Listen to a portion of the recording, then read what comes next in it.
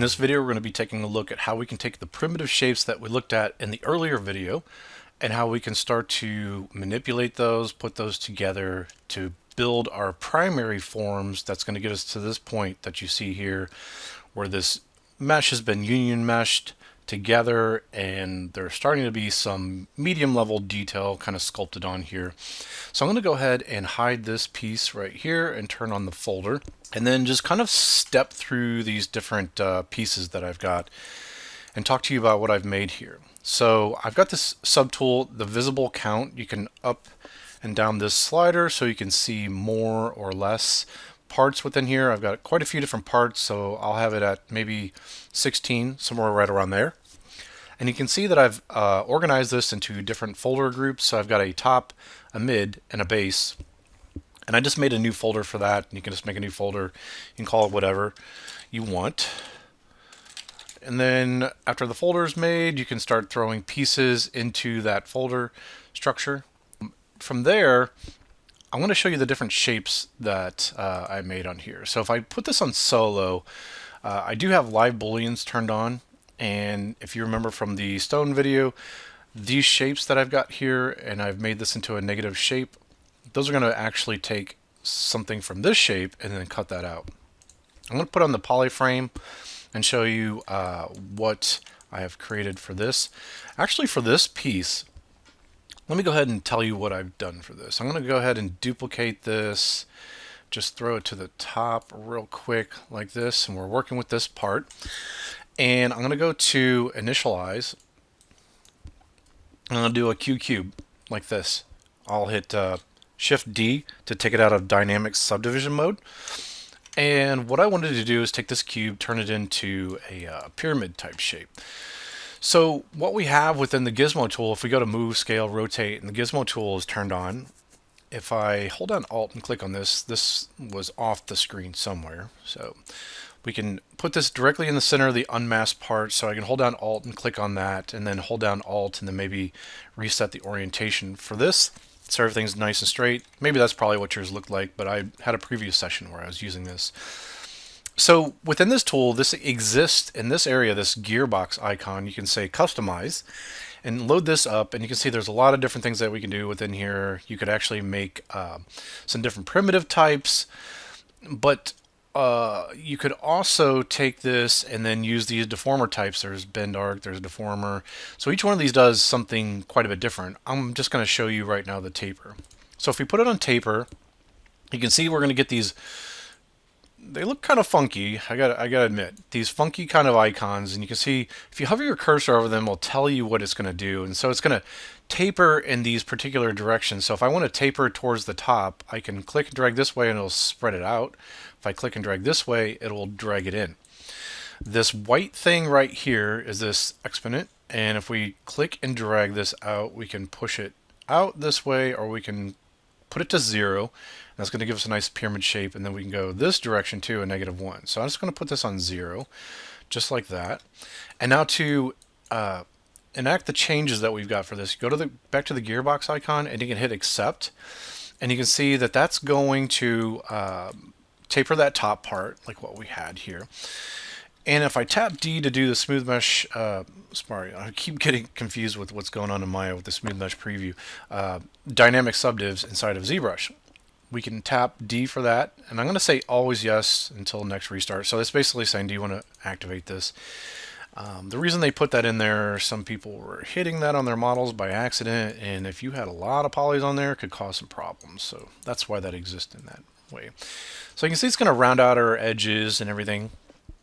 So we've looked at this before. If we open up the Polygroups area, we can do this groups by normal, and that will give us this different polygroups that you see here. Now that already came on there whenever we used the initialize with the Q cubes, so we've already got some polygroups on there. We can use that to our advantage, where we can go to geometry, go to crease, and then go crease polygroup right here. But I'm going to take the crease level, I'll put it down to, let's put it 3. Do crease polygroup, and then I'll use the dynamic subdivisions right here, and we've got a smooth level at 6. So we're going past that number that we have for the creasing, and then it starts to round out the corners a little bit, so we get geometry that's pretty nice and high res like that. So that's how that shape was made right here. I'm going to go ahead and hit delete. Sorry, delete. There we go.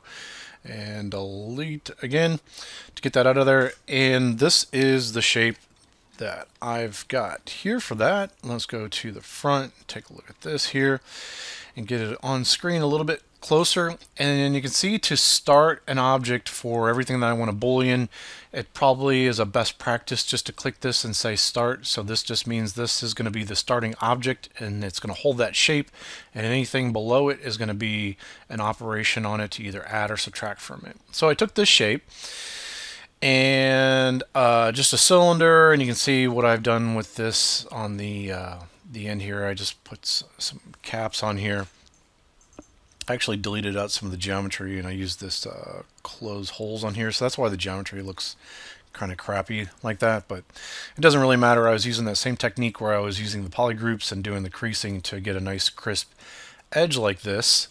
And so you can see this shape is going to subtract from this one here. I'll take it off solo, and if I put it on this shape, you can see how it's just going to knock that piece off. Now I duplicated this shape from another area, so I actually made this cut into these this big section here, and I wanted to repeat that same shape and do a cutout for the top. So I just duplicated it, turned it into a negative shape, pushed it up to the top there. Okay. So in the earlier videos, I'm going to put this on solo. We already looked at how we could take a primitive, and we could take one of the rings and turn it into this type of shape here. How we could use the polygroup information, we could crease it, push it on here. Then I just appended a sphere to this, and this is actually just a Dynamesh sphere. So it could be any sphere type that you want, but I wanted to put a shape inside the middle of that. I do have this mesh that I made here as well, which I used the array mesh, and I created this and pushed this out of here. I actually didn't really end up liking the shapes on this all that much, so I actually got rid of that and turned these off. But we've looked in the earlier videos on how to use the array mesh, and we looked at something for square patterns, and we can do radial patterns as well. While I've got that there, I might as well just show you under array. I'll hold down shift and open this up. So we've got an array mesh. I did 8 repeats from this. I locked the position. It started off kind of like in the center and just kind of got pushed out in here. So after the repeat, you can see I rotated it on the Y profile 360 degrees. So it takes this one and pushes it 360 degrees like this, and then the pivot is going to push it from the center point and push it out here like that. And again, I just was not the biggest fan of the results of that, so I just thought it didn't do anything for the design, so I just went ahead and hit it. So it's there just in case if I ever wanted to kind of bring that back. So the next shape, put it back on solo, and then this mid group that you see here, again with the whole Q cube thing, and then us using a taper. This time I just used a taper and tapered it just inward a little bit, so I can get this kind of the square shape that's rectangle and pulled towards the top. It's heavier on the bottom, gets a little bit thinner towards the top. So there's nothing really special about that one.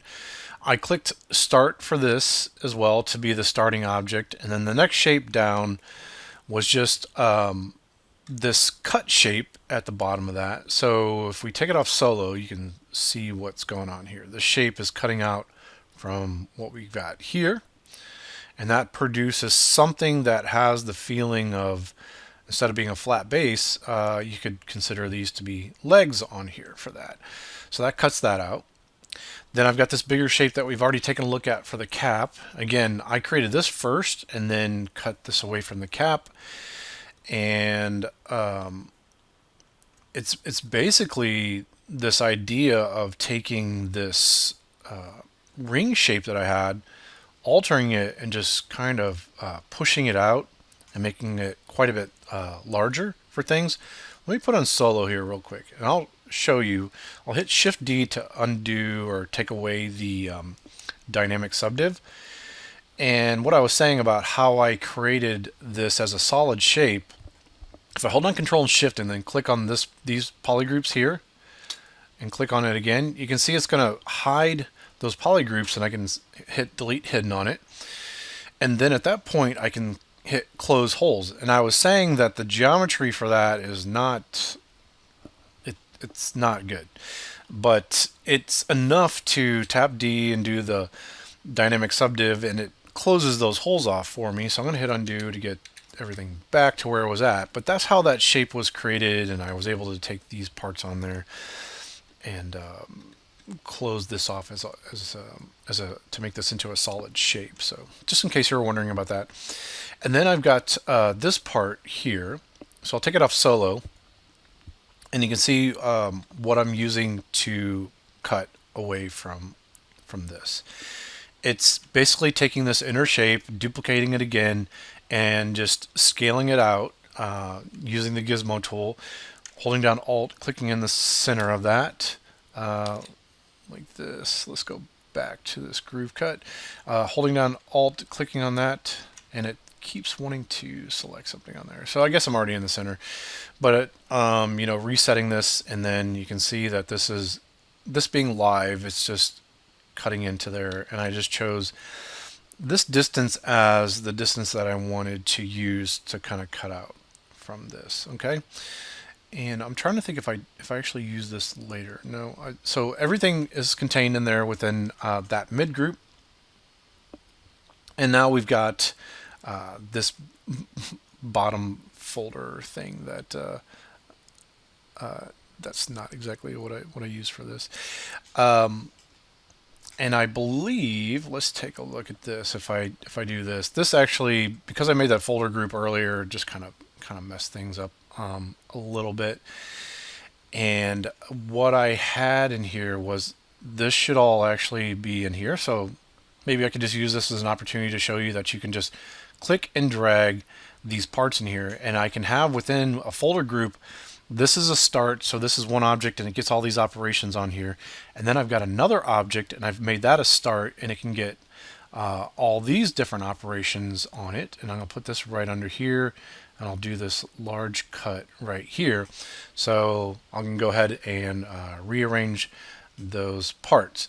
Let me put this here for this part. I'm gonna put it on solo so we can just see what we got going on here. So here's my my large shapes that I want to use for the arms of this thing, and that's a positive. And then this shape's gonna maybe cut out from there. You can see this. I'm gonna just put this right underneath here. So I'm gonna drag it up like that, and you can see it cuts away and through. And then I've got this shape right here that's going to cut away from those arms there. So if I take it off the Polyframe, you can see what we've got going on. We've got this base, it's got all these cuts going away from it, and then I want these arms, and then I'm going to cut this thing away from it, which is kind of odd. I don't think I actually even need this part anymore, to be honest. If I take a look at this, it's not cutting away anything that really is needed. So to check this out to make sure, I can hide it. Okay, now I get it. I had these arms and they were kind of going all the way around like this, and I needed to knock out this leftover inner part. So yeah, I did need that, and I was just using that to kind of knock out that part there. And I'll just hold down Alt and click on that and reset that. So if I put on Polyframe, and I did make that into a solid, so it knocks out that part. Okay, so that makes sense. Sometimes even working with these Booleans, it just becomes a little bit confusing for exactly what's going on. So it's best to name the shapes and everything for that. So I'll turn the Polyframe off on that. Don't forget, for these shapes, you can take the folder structure, you can go to the gearbox icon. If you're working with the dynamic subdiv levels, you're going to want a Boolean, and you're going to want to use this Boolean with dynamic subdiv, and then it'll create the new shape for you, and it'll hide the folder and then make the union mesh, put it down below.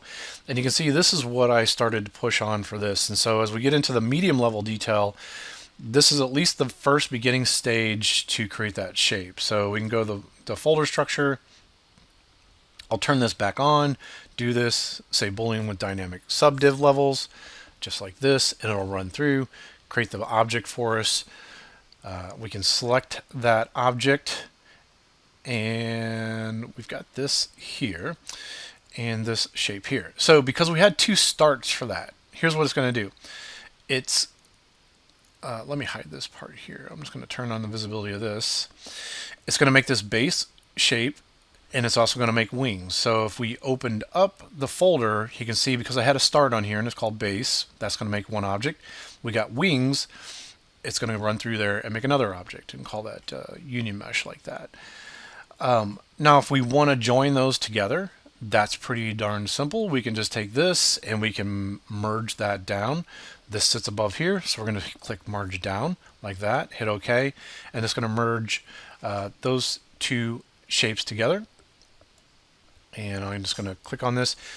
Because of the live Boolean, you saw how I don't know why ZBrush does this. Sometimes it hides certain things, and I'm not sure why it's doing the hiding. I'm not really a big fan of why it just hides and unhides certain things. And with the camera system, this live Boolean thing, it feels like it needs some kind of refresh or redraw. So sometimes I just got to wiggle the screen a little bit to get it to recognize the live Boolean.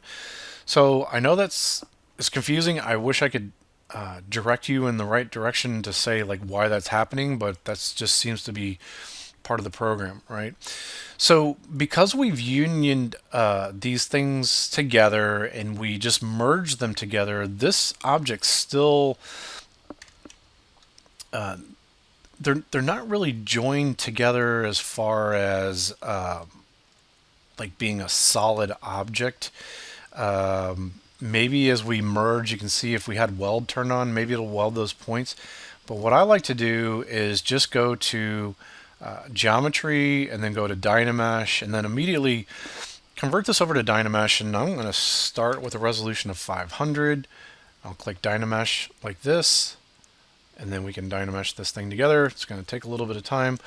But you can see here we've got our new object. I'll hit Alt-S for my hotkey that I've got for this, for solo. We can turn this on, turn on the Polyframe. It's going to hold the polygroup information that we've got, and it's also going to re-Dynamesh. And you can see now we've got a nice solid object, and there's a lot of geometry that we can work with. And if you want, you could do run a slight polish on this, and it'll polish up these edges, give us something nice to kind of work with. And now we're starting to push into the medium level detail. So I'm just going to back off on this, but as we get into this next section, we're going to be able to start to roughen up our edges. But this is at least how we can take our shapes, pull them all together, get a nice little polish on there, get some clean looking shapes, and get some rounding on the corners on there. So that's basically what you're going to want to do for each one of the pieces that you're going to have for your base and for your mid and for your, if you got some appendages part to it, a cap on it. That's the process that you're going to be using for this. I'll take it off solo, and then the last thing I'll look at is the base that we have here. And if I turn on the Polyframe for that, I'll hit solo. And this was just started as a cylinder in through here. I was saying in an earlier video, it'd be really nice if there was a way to take primitive shapes and be able to tweak those still. And I didn't know of a way to be able to do that without taking our primitives and busting it off and to its own little thing, like what you see here, and then going to the initialize, just like what we looked at in the earlier videos. I did forget that they have something in that they put into ZBrush that could potentially help with this. So what I'm going to do, I'm just going to take this base, because this started off as a cylinder, and it was tweaked with the Z modeler brush to build this geometry that you see here. So I just beveled the corners here. So if you hover your cursor over an edge and you right click or you hold down the space bar. You can go to Bevel and do edge loop complete, and then just drag out, and you can do the bevel here and here. So that's how that geometry was made.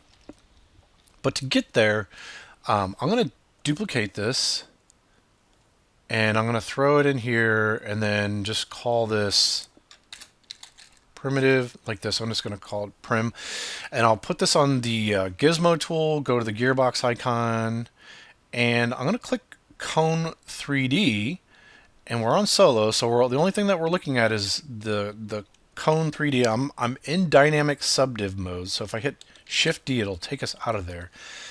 So it looks like they've got some options on here. If you click on here, you can see we've got a V divide like this, and we can click and drag this, and I'll try to get it to something like that. And then we also have an H divide, and 16 is actually a good number, but again, if I wanted to go, I'd try to get this at probably 8, and I might use a mouse for this one. It might make it a little bit easier to get the exact numbers that I'm hoping for on this. So we can go back from there. We have the cone. Let's go back to the gearbox thing. We've got a cylinder that we could use for this, and then this is going to be an inner radius like this. We've got a V divide and an H divide, and again I would put this probably on 16, and maybe for that 5, because I want to split right down the center. And we can do this here. I can do the polycube, which is going to give us divisions in this direction. And we've got divisions in this direction, and we've got divisions in this direction here. So we got a nice thing for that. The cylinder. So this one's a little bit different. I would maybe do something like this. And then this is going to be our resolution again on here, and I would use a number of, you're either going to do 4 or 8. I think I'd probably keep it on 8 for that. And then we got a polyplane, a sphere, a ring 3D, and a sphere 3D. So again, this could give us our primitives, and if we are happy with this, let's go ahead and put this back on draw like this at this point. And now we can put this on scale or rotate. Let's go with the gearbox icon, and I'll put it back on the gizmo 3D. And then now we can rotate these things into place like this, -90. And if I wanted to scale it down like something like this, we could do that. And maybe that's still a little bit too thick for my liking. I'll put it back on draw. And now I'm going to switch over to the Z modeler tool, and we can start using some operations on there. Before I do that, I think it'll be beneficial for us to get some polygroup information on here. So this is where we can go back to that polygroups area. We can use the whole groups by normal, and I'll just use the default, which is 45. If you're having trouble capturing the right amount, we could drop that lower. The problem is, if let's say we do something like 15, we run the risk of maybe potentially making polygroups along and through here. That's not really the case with this one, so I don't have to worry about that too much. So if it's really, really low, you can see what could happen for that. So let's drag it up to, let's even go to 5 and see what happens. And we're still getting all those. Let's go to 10, group by normals. So we're still running into that problem. So it looks like after 15 degrees, this one's going to work the way that I would expect. And now that should give us Control Shift click to hide, show different parts of our polygroups, right? So I think that's kind of important to get that kind of set up. And then I'll hover our cursor over an edge, hold down the space bar, and then do bevel, and we can click and drag. And that's going to bevel this part out for us like that. And I could just click on another edge and it'll retain the same settings that I've got on the top.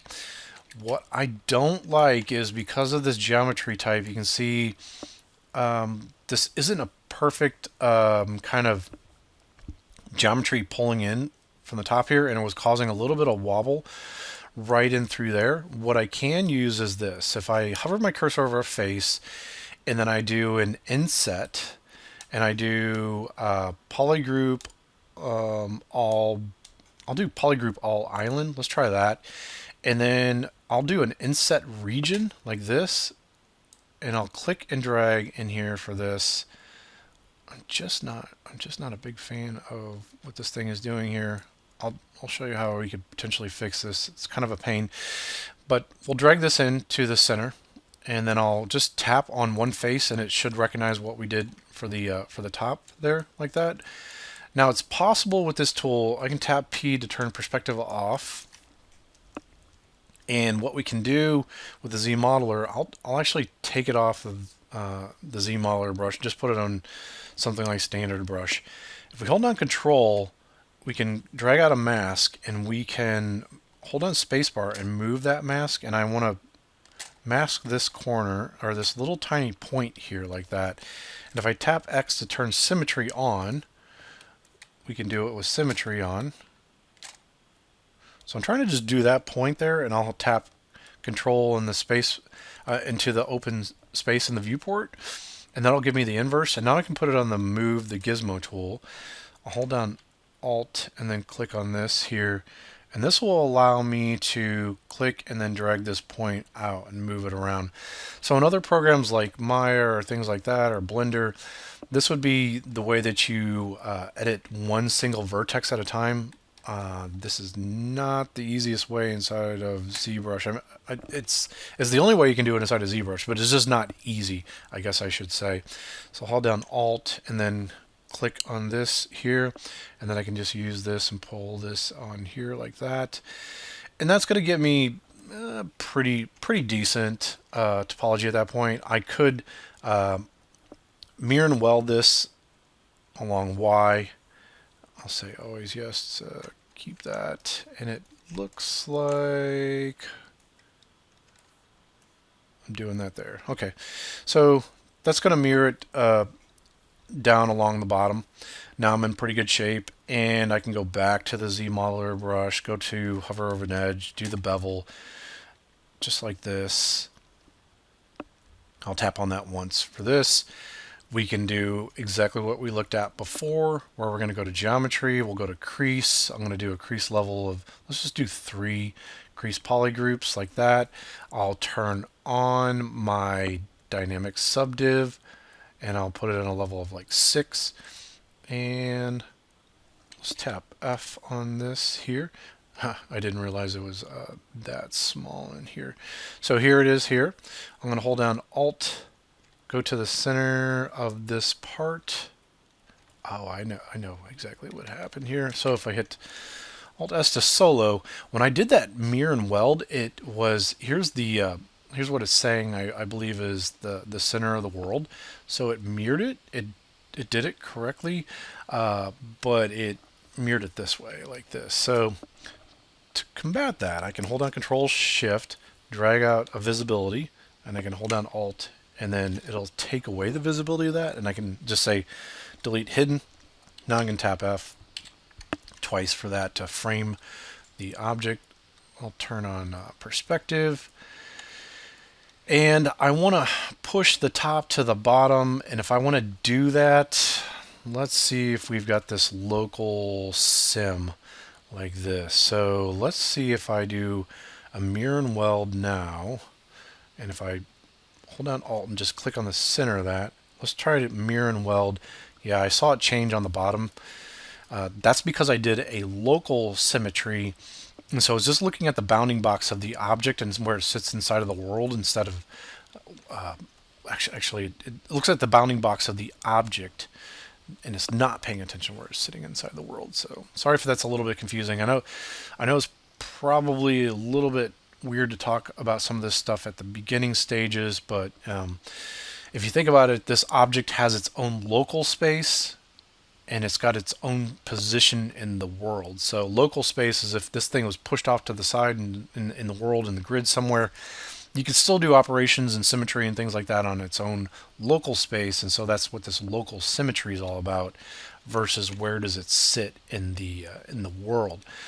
Now, something that I've found that can help you know where is the origin of the world, where does the 000 mark of the world sit, you can hold down Alt and click on the Home button like this, and I'll tap F, and you can see that this is actually where the 0, 0 mark for the object sits. If I take off solo and bring everything back, let's go to this thing. I'm going to hold down Alt and go to the centered part of this. I'm going to drag this out. I'm going to show you this. You could use this to your advantage if you want. I'll tap X to turn off symmetry, hold down Alt to go to the centered, unmasked centered part of the object, and you can just, instead of holding down Alt and clicking the home icon, that will take the manipulator and the pivot point and it'll move it to the center of the world.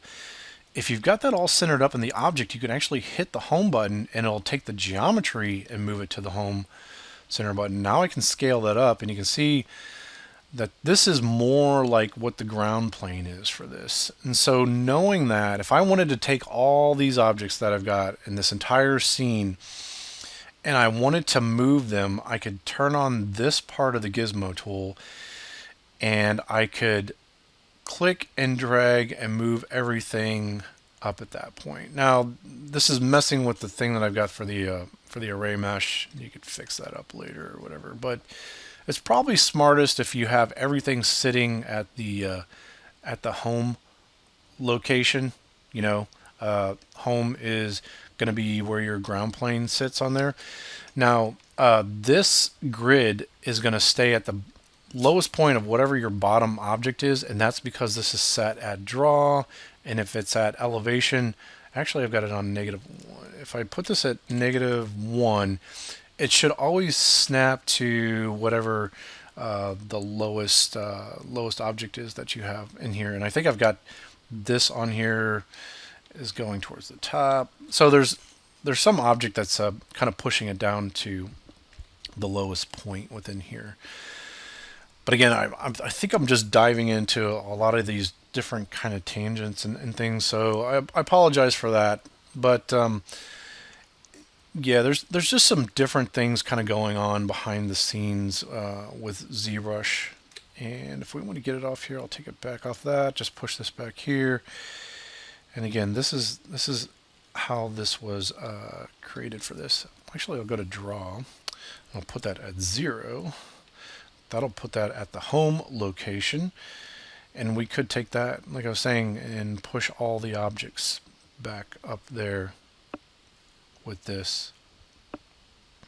Now if I tap P and turn perspective off, if I hold down, like rotate, hold down Shift, I can do an orthographic camera. We'll just push everything right above here like that. I'll try to get a little bit closer with this, and I actually don't want this. I just wanted that for a demonstration purpose. So let's delete it. Delete that. And we should be in a pretty good position for everything. I just want to move this up just a little bit further. Turn on the visibility of that. And you can see that's sitting right above the ground plane now at this point for this. And I can tap P to turn on perspective. Okay, so there's a lot for you to think about. Hopefully some of the things that we've looked at can help you have an understanding of how you can manipulate your shapes and get yourself into the position of have everything laid out for all your base shapes. But we're starting to dive into a little bit more complex topics and a little bit more of the inner workings of how ZBrush works. And again, some of it's, I gotta admit, some of it's a little bit frustrating. Some of it takes a little bit getting used to, of saying like what is happening with the program. But yeah, as time goes on, you'll start to understand some of the quirks and why ZBrush is doing what it's doing. But this should give you everything you need to get your object in shape, get all the primitive shapes laid out, get all your primary forms, and get yourself to a position where you've taken all the primary forms and you've union meshed them together so you're ready to start sculpting on your medium level detail. So do everything you can to get yourself in shape to finish up all primary forms, and then the next step will be moving on to secondary shapes or medium level detail.